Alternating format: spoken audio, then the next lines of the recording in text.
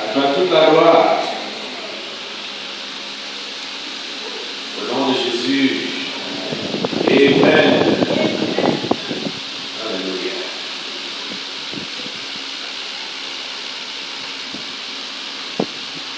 Nous avons vu dans l'évangile selon Jean.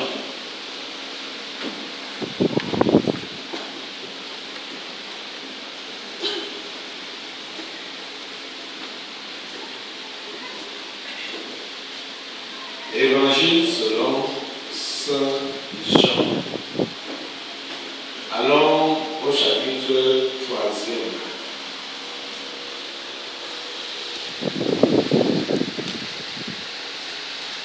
Commençons la lecture au verset 1.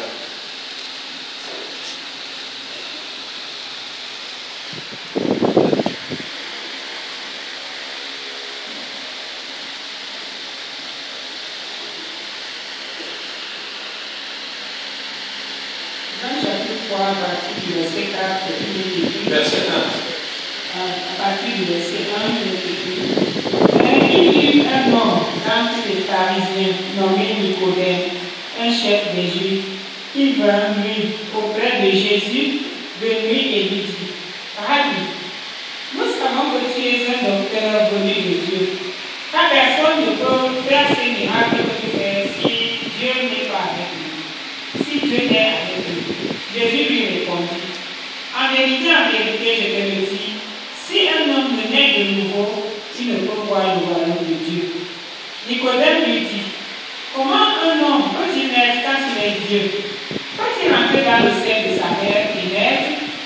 Jésus répondit: en vérité, je te le dis, si un homme ne naît d'eau et d'esprit, il ne peut entrer dans le royaume de Dieu. Ce qui est né de chair est chair, et ce qui est né de l'esprit est esprit. Ne t'étonne pas que je t'ai dit, il faut que vous naissiez de nouveau. Le vent souffle où il veut, et tu en entends le bruit, mais tu ne sais d'où il vient, ni où il va. Il en est ainsi de tout homme qui est né de l'esprit. Nicodème lui dit: comment cela peut-il se faire? Jésus lui répondit: tu es le docteur d'Israël, et tu ne fais pas ces choses. En vérité, je te le dis, nous disons ce que nous savons et nous rendons témoignage de ce que nous avons vu, et vous ne recevez pas notre témoignage. Si vous ne croyez pas quand je vous fais parler des choses terrestres, comment croirez-vous quand je vous parlerai des choses célestes? Personne n'est monté au ciel, si ce n'est celui qui est descendu du ciel, le Fils de l'homme qui est dans le ciel. Et quand Moïse éleva le serpent dans le désert, il faut de même que le Fils de l'homme soit élevé, afin que quiconque croit en lui ait la vie éternelle. Car Dieu a tant aimé le monde qu'il a donné son Fils unique, afin que quiconque croit en lui ne périsse point, mais qu'il ait la vie éternelle. Dieu, en effet, n'a pas envoyé son Fils dans le monde pour qu'il juge le monde, mais pour que le monde soit sauvé par lui. Celui qui croit en lui n'est point jugé, mais celui qui ne croit pas est déjà jugé, parce qu'il n'a pas cru au nom du Fils unique de Dieu. Et ce jugement, c'est que la lumière étant venue dans le monde, les hommes ont préféré les ténèbres à la lumière parce que leurs œuvres étaient mauvaises. Car quiconque fait le mal est la lumière, et ne vient point à la lumière, de peur que ses œuvres ne soient dévoilées. Mais celui qui agit selon la vérité vient à la lumière, afin que ses œuvres soient manifestées, parce qu'elles sont faites en Dieu. Amen. Amen. On a lu du verset 1 au verset 21. Prions le Seigneur. Notre Dieu, nous remercions pour ta parole ce matin. Merci au Saint-Esprit, parce que tu es au contrôle, tu es à l'œuvre, tu es dans cette salle. Tu es partout, ma voix est entendue. Et tu as pris cette parole dans les cœurs. Tu permets que tous ceux qui suivent ce programme, par quelque moyen que ce soit, aient des oreilles de disciples. Merci Seigneur, parce que tu le fais. Au nom de Saint Jean, nous avons prié. Amen. Prenons place dans cette présence. Soyez tous les bienvenus au Tabernacle de la Liberté. Soyez tous les bienvenus à ce programme, à ce culte. Nous voulons parler aujourd'hui de la nouvelle naissance. Un jour comme celui-ci, il y a beaucoup de rassemblements dans différents lieux où on dit qu'on fait le culte, on adore, on célèbre Jésus, Dieu, le Saint-Esprit, mais en réalité, c'est seulement des globes. C'est seulement des globes. Et les esprits ont eux-mêmes donné un terme, du moins une appellation à ça, pour appeler ça des cases. Des cases. Ce qu'on appelle communément Église. Les esprits même reconnaissent que ce sont des cases parce qu'ils sont en train de jouer dans ces lieux-là. Pour la simple raison que les gens qui sont réunis ensemble ne sont pas nés de nouveau, ne connaissent pas Dieu. Nous avons parlé du cœur pur pendant le séminaire. Et c'est toujours la suite, parce que c'est toujours les enseignements de Jésus. C'est dans Matthieu que nous sommes référés lors du séminaire. Aujourd'hui, nous sommes dans Jean, et c'est Jésus qui parle. Et il parle à qui ici? Il parle à un religieux, pas des moindres, un chef religieux. Il s'appelait Nicodème et il était le docteur de cette nation en matière de religion. Donc, quand il fallait chercher à connaître ce que Dieu veut, c'est vers cet homme que tout le monde devait se diriger, Nicodème. Mais quand Jésus est venu, Nicodème lui-même a compris qu'il ne connaissait rien, qu'il avait des limitations. Et à cause de sa position, puisque tout le monde l'admirait, tout le monde l'honorait, donc il était, humainement parlant, au-dessus de tout le monde. Le Monseigneur, parce que le Monseigneur, l'archevêque, il peut même être considéré comme le pape, parce qu'il était, à l'époque, ce n'est pas tous les peuples qui croyaient au vrai Dieu, ce n'est que le peuple d'Israël qui croit au vrai Dieu. Et en ce temps-là, c'est Nicodème qui était donc l'homme le plus élevé pour pouvoir montrer Dieu aux gens. Et Jésus est venu. Jésus n'a pas suivi le cursus normal, c'est-à-dire il s'assoit au pied d'un maître de la loi pour lui enseigner la loi, lui enseigner les lettres. Jésus, lui, est né dans la ferme et puis a grandi dans un atelier de menuiserie avec son père. Il n'avait rien à faire avec l'église, mais un beau jour, quand son temps était arrivé, il s'est mis à enseigner, il s'est mis à prêcher. Les gens étaient dépassés. Les gens étaient dépassés. Celui-ci, il n'a même pas étudié, d'où lui vient cette connaissance.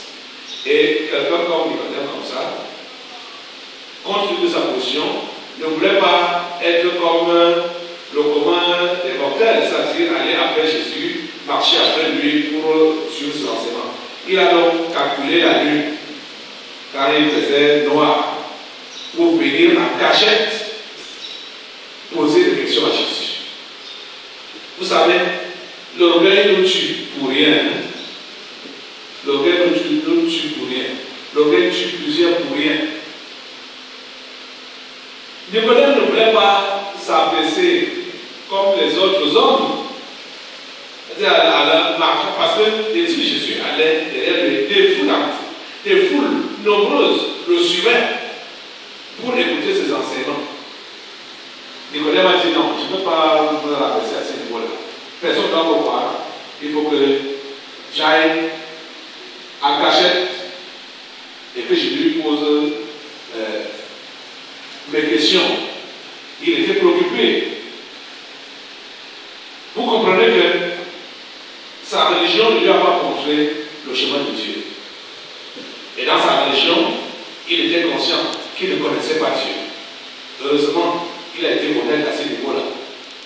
Et c'est cette honnêteté-là qui manque à plusieurs qui sont dans la religion et ils savent que leur religion ne leur a jamais montré Dieu. Et que s'ils finissent leur jour dans leur religion, ils vont aller en enfer.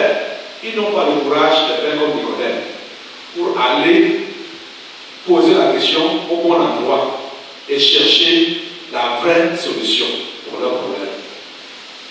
On dit qu'il y avait un homme d'entre les pharisiens. Et vous voyez qu'il était un bon pharisien. Le judaïsme avait 3 sectes.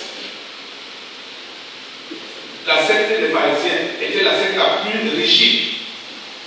Ils étaient quand même versés dans les Écritures.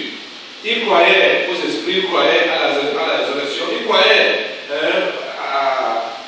à ce que les morts peuvent ressusciter, il y aura la fin du monde, il y a des anges, il y a des esprits, il y a des démons. Mais il y avait les Sadducéens également qui, eux, ne croyaient en aucune de ces choses-là. Les esprits n'existaient pas, les démons n'existaient pas, les anges n'existaient pas. Donc, c'est comme ça qu'ils étaient. Et il y avait également les Hérodiens. Donc, eux, c'était le genre qui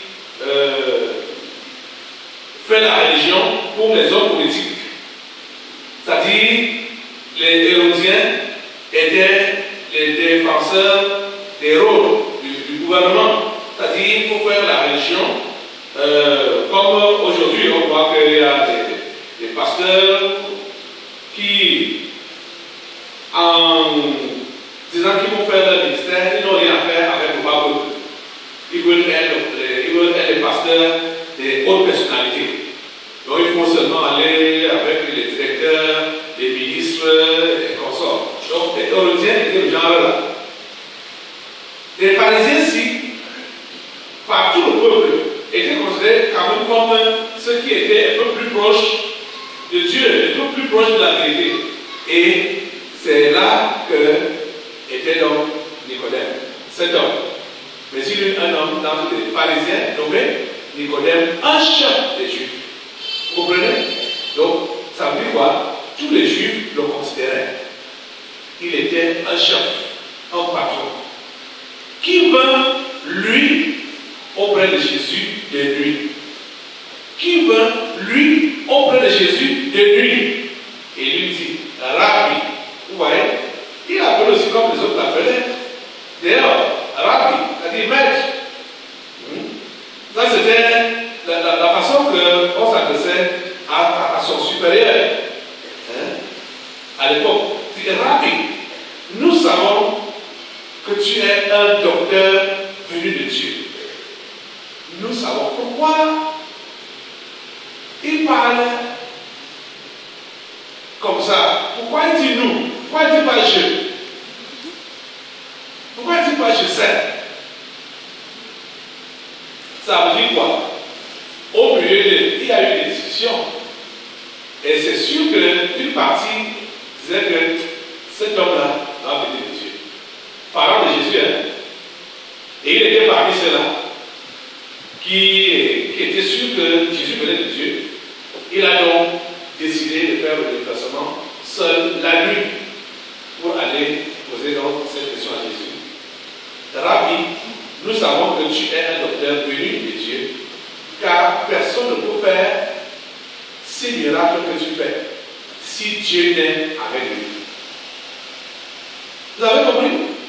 Il a analysé.